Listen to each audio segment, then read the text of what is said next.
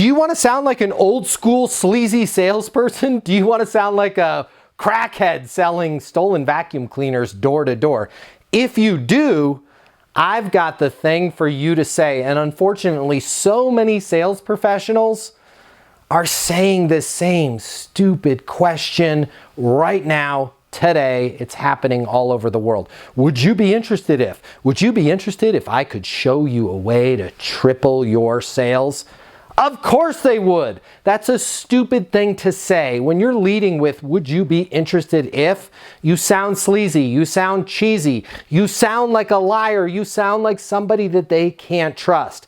Interest is old school. It's not about whether or not your prospect or buyer is interested. It's about you learning what their challenges are, you being able to solve those challenges, and you being able to provide value to them. If you're ever finding yourself where you're about to say, hey, would you be interested if, knock it off the same way you'd close the door on a crackhead trying to sell you a stolen vacuum cleaner. Professionals don't ask questions like that. My name's Matt Easton.